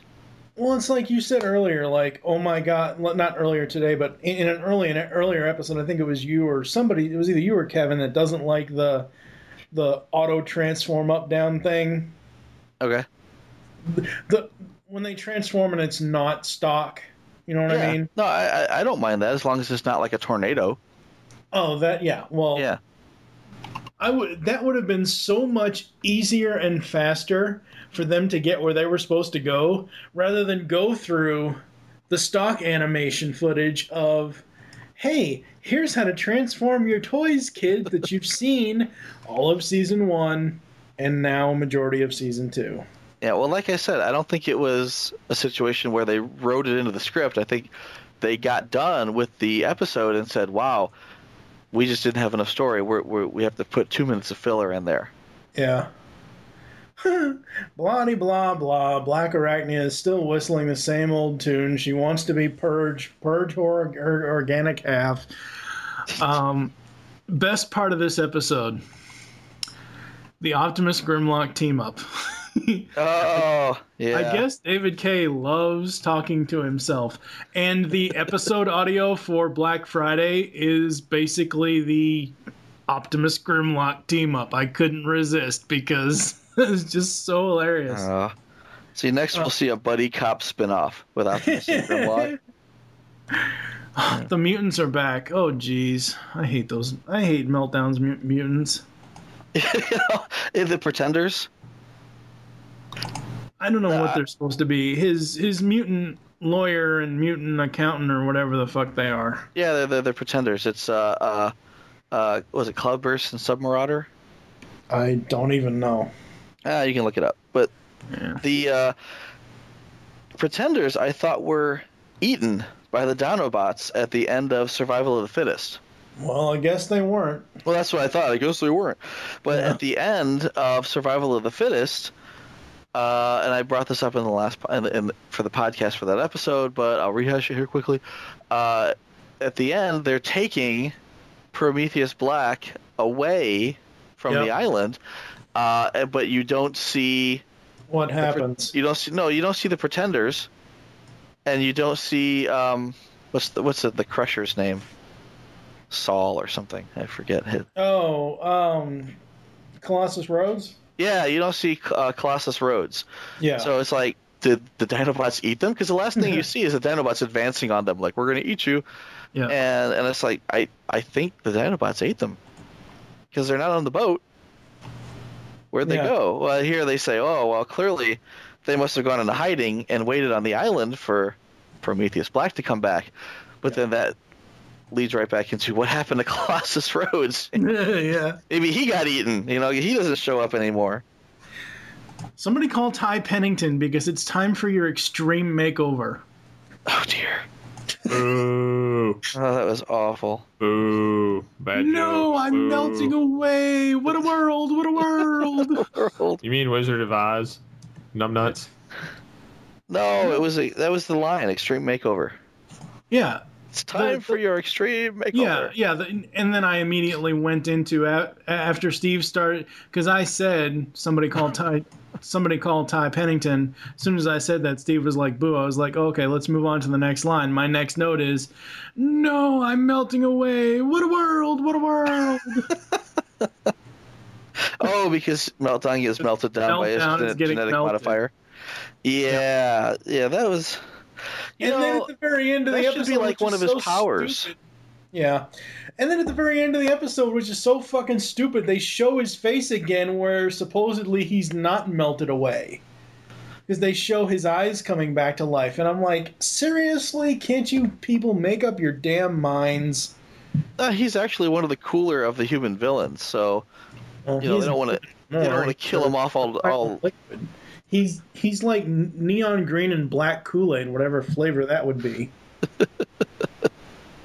But he's basically goo. I mean, he's goo in a suit, and the idea is, he should be able to disperse himself and then come back. Like, I'm thinking like Sandman or Clayface, the Batman villain. He should be like Clayface, where he can he gets wet and he goes, "Oh, I'm melting," but then he gets dry again and he sucks right back up into his body. Yeah, that's true. That's what I figured. So, Steve, what do you have for the final episode today for Black Friday? The final one? All right. This one, I like the aspects with like Megatron and some of the Dinobot Island parts. However, I don't really care for Prometheus Black all that much. I mean, I like him out of all the human villains we've got. I'd say he's the number one. But I still prefer an episode without them. Yeah.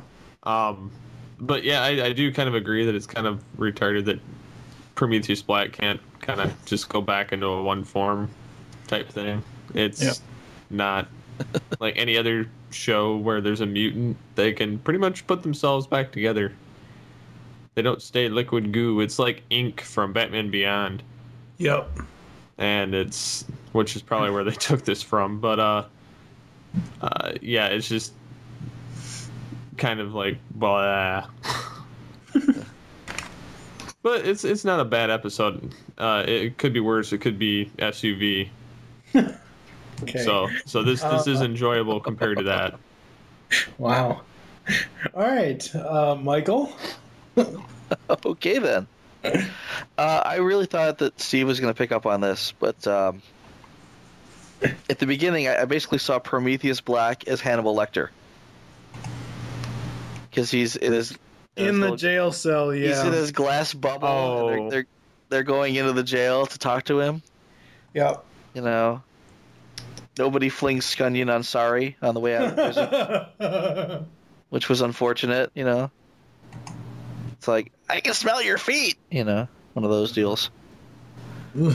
I gotta make the Silence of the Lambs allegory complete. The Dinobots take Meltdown's box. Yeah. What was that? That was Steve doing his tongue trick. My fava beans. Stop it. That was a little late. Because I was already talking about the Dinobots taking the box, and Meltdown was not expecting that at all. Yeah.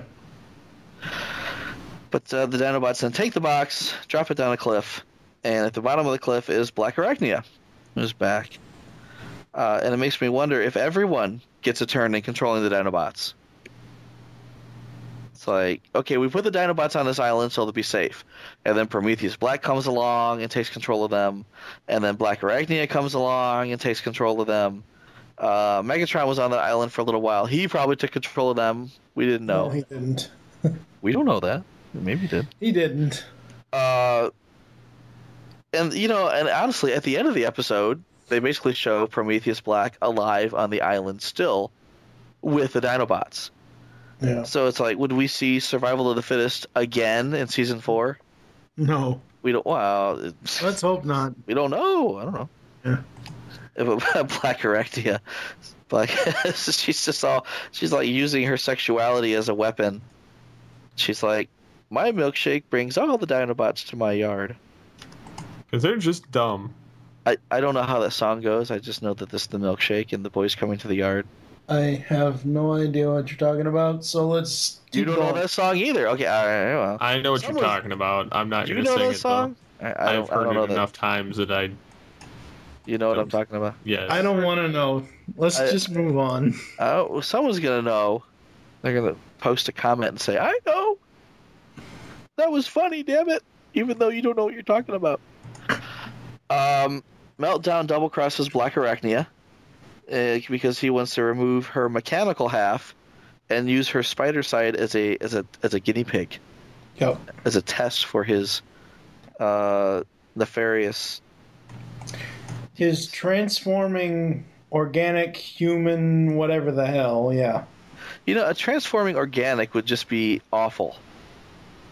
I mean, it wouldn't be pretty at all. And I'm hello, noble. Exactly, the noble savage. I'm kind of getting a noble savage. I'm almost getting like a Brundlefly vibe, but I think that's what the Pretenders are supposed to be. Yeah. Yeah. Anyway, oopsie, fire bad. As he burns down the entire island, you know. Yeah. The island's not that big. No, it's not. Black Arachnia goads Grimlock into causing her diversion so that she can escape. And again, using her sexuality to her advantage, you know, she's kind of, you know, putting her arms around Optimus and like, one last kiss before I die. And Grimlock gets so pissed off with jealousy that he runs. Well, he does the wolf train thing. Yeah. And then he runs over and tackles Optimus, and Optimus is like, dude, you know, how many times do I gotta tell you? You know, the strippers are paid to be nice to you. Just stop it. He's like, it's my turn. She doesn't love you. She's supposed to, she's paid to Spider be nice to Lady you. love Grimlock best. Exactly. You know what's sad? You almost sound just like Grimlock, too. That was the point. I need to know if Steve can do Chris Rock, because that would be awesome. I can't do Chris Rock. Can't do Chris Rock, okay? Because Porter C. Powell should have been voiced by Chris Rock. That would have been awesome. I can almost hear Chris Rock in some of his lines, and it's like, you know, if all of his lines were Chris Rock, that this would have been a different show. I would have liked Porter Powell better if he would have been voiced by Chris Rock. Well, it's the same thing we were getting at about Sentinel. Yeah, exactly. Yeah. But that would have been awesome. And I'm starting to hear Chris Rock in my head when Porter C. Powell is up there. It's kind of like, the whole R. Lee Ermey thing. But that's about it. I didn't dislike this. I just kind of felt like it was a throwaway. It didn't really progress the storyline. I mean, unless the whole point was to free Meltdown out of jail, which I kind of a waste. Yeah, if that was the point, it was an extreme waste. This is one of those throwaways that I don't care that it's a throwaway, that it really adds nothing to the story. And you have to think that there's going to be some throwaways in this season simply because of what happens at the season finale this time around when we get to a bridge too close. Because, you have to have these slow episodes before you bring in this epic story, so... Right. This is just one more chance to guess what kind of accent Meltdown has. What does he sound like? That's kind of weird. It's Prussian, German, something, I don't know. No, it's not. It's almost like something like New Zealand, or it's like a New Zealander that's lived in Vegas too long, or it's New Zealand with the vocoder on it.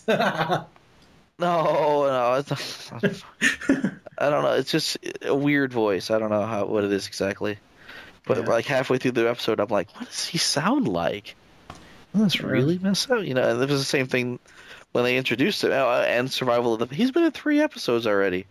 Yipes. Overkill. Yeah, they could have done something better here. Total meltdown, Survival of the Fittest in this. This is like a Dark Glass episode here where it's like, this could have been Dark Glass. What the hell, man? Why are we getting this? We could have gotten something a lot more epic that would have progressed the storyline. Anyways, all right, so I think that's going to do it this time around. We're going to head to the quotes, the ads, and I think we're going to Cybertron this week. I'm not sure, so we'll have to see when we come back. Here is quote number 1. Vengeance will be mine, Megatron! Here's quote number 2. What the? EMP stasis cuffs! Come back here and fight like Decepticons! And quote number 3. Megatronic force field emitter. A little something I picked up in an arms deal with the Vok of Nexus Zero. Nice creatures, the Vok. If you're ever in the Nexus Zero area, do yourself a favor and check them out. You won't be sorry. You can now hear our show on Stitcher Smart Radio. Stitcher allows you to listen to your favorite shows directly from your iPhone, Android phone, BlackBerry, or Palm phones. On demand and on the go. Don't have Stitcher? Download it for free today at Stitcher.com or in the app stores. Stitcher Smart Radio, the smart way to listen to radio. Soundwave, jam that transmission! Rumble Frenzy, Ravage Rat-Bat, Eject, Operation Interference. No, there will be no Operation Interference. I am TFG1 Mike, and you should be listening to my very first podcast, the TFG1 Podcast. 24 episodes covering the entire U.S. run of the 1984 Transformers cartoon. I also have a few supplemental episodes and an interview with Stan Bush. I bring in guest hosts who will be full-time co-hosts in Steve Megatron and fan of the show now co-host Pecan Court Michael. So check out the TFG1 Podcast. You can find it on iTunes and the web at www.geekcastradio.com. Transform and roll out.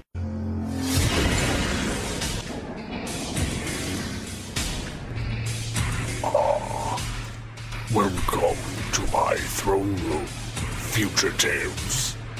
The Beast Unleashed podcast is over, not gone. You can hear more of this great podcast, discussing all the episodes of Beast Wars and Beast Machines on GeekCastRadio.com. We include voice actor and writer interviews with stellar hosting by Steve, Mike, and Michael. Head on over to iTunes or the net or else I will send you my vehicles to extract your spark and destroy you. Yes.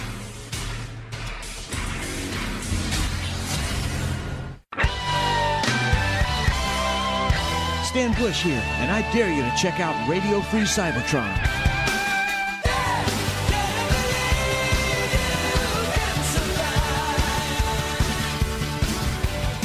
This is Brian Kilby, host of Radio Free Cybertron, the original Transformers internet radio show, and one of the world's first podcasts.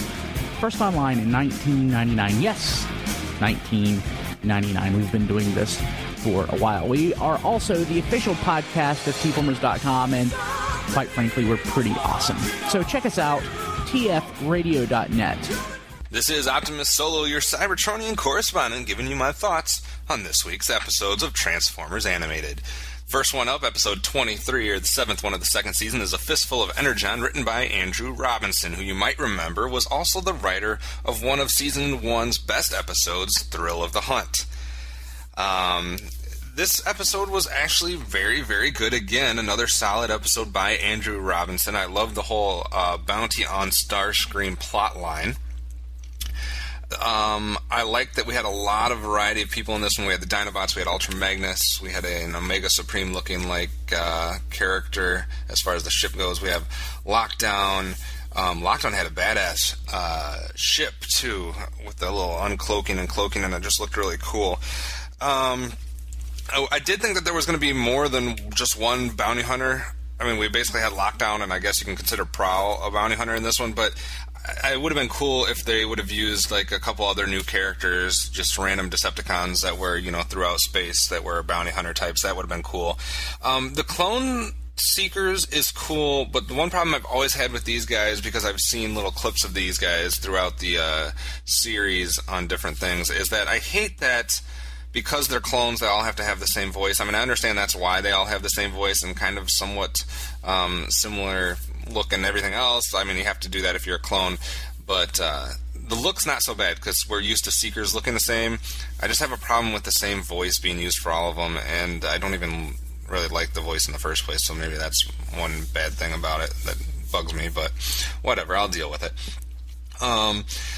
Another great thing about this episode is that there's really no humans involved, so that's always a plus. As far as the nitpicky stuff, the bird's nest from the beginning fell to the ground, and apparently nothing was harmed in that, so they could just place it back in the tree.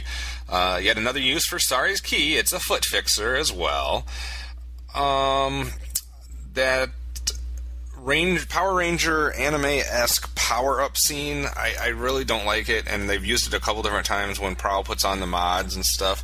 Why can't we use mods or different things without having the whole stupid visual of it, like powering them up, and it's freeze frame, and it's lights and cameras in action, and it's just so stupid. The spark-to-spark line was really cool. Overall, I mean, I don't know. I don't understand the Dinobot sequence at the beginning. I don't understand why that was necessary. And it wasn't necessarily the greatest ending. It was kind of anticlimactic. But this was a very solid episode. I love the bounty on Starscream. I love the Prowl lockdown angle. So overall, I'm actually going to give this one, I haven't done a half point yet before, but I can't quite give it an 8. So I'm going to give this one a 7.5 out of 10. Andrew Robinson, I like his writing. As for episode 24... or the 8th one in the second season, written by Dan Steffen, which is his first episode, so we've not seen him do anything before.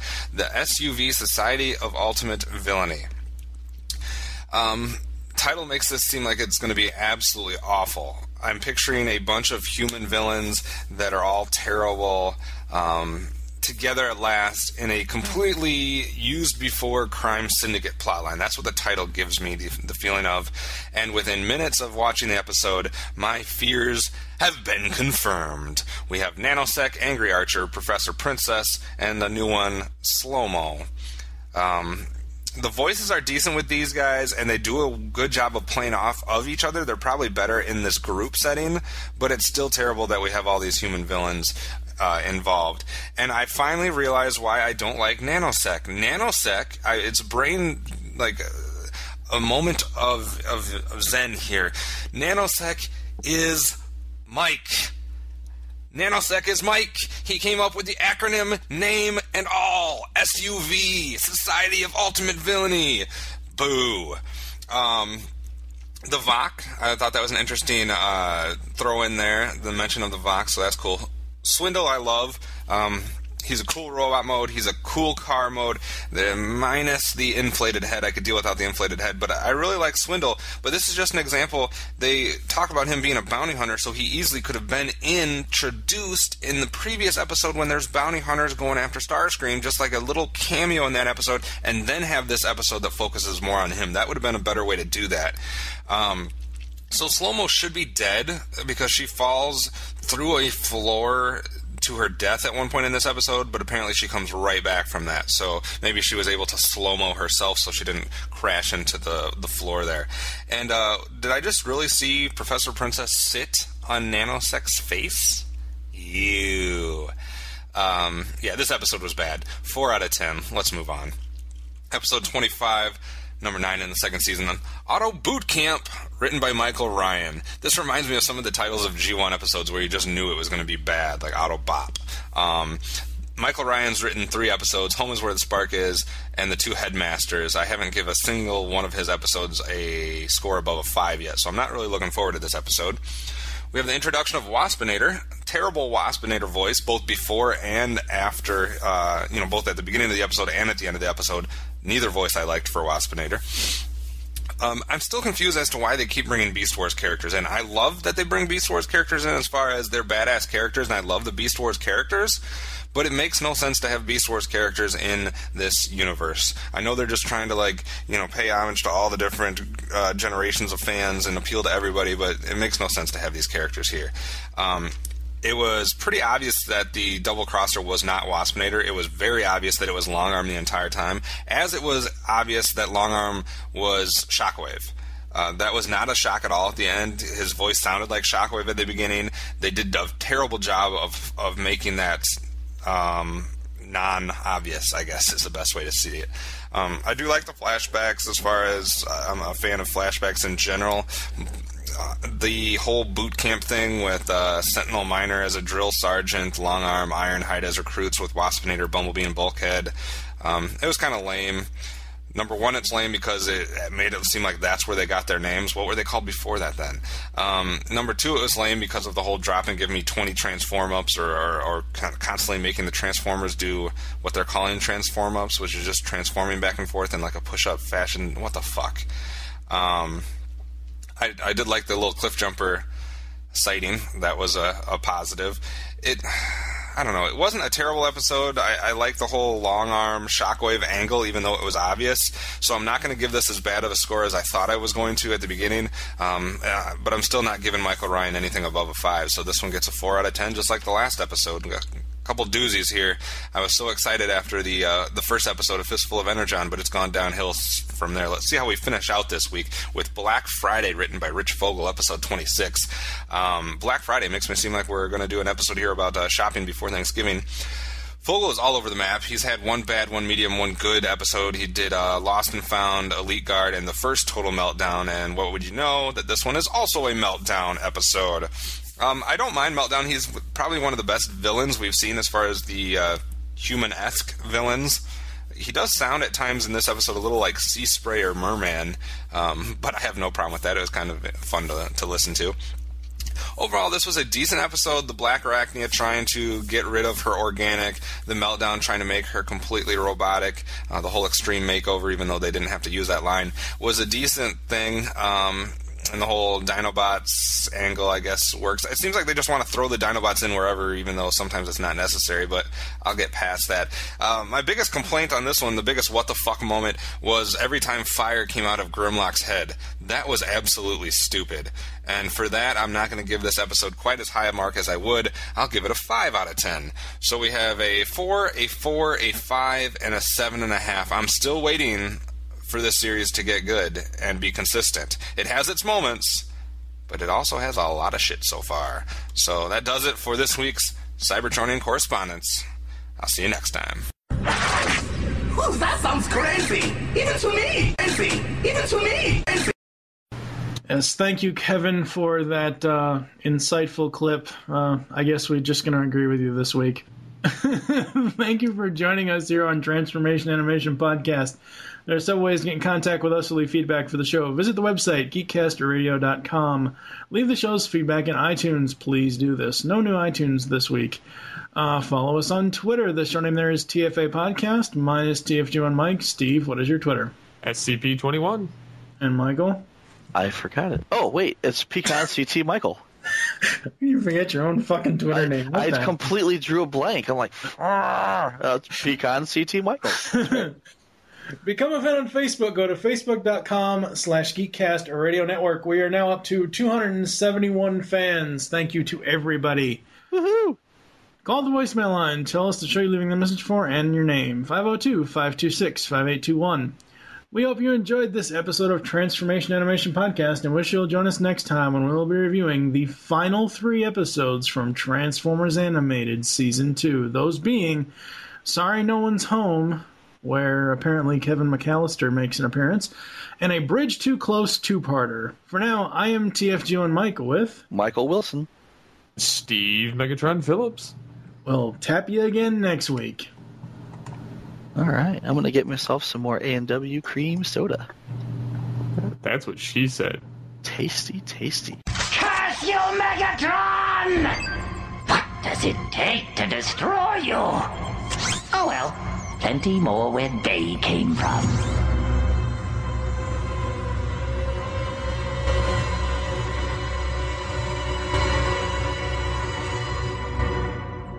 Transform and roll out.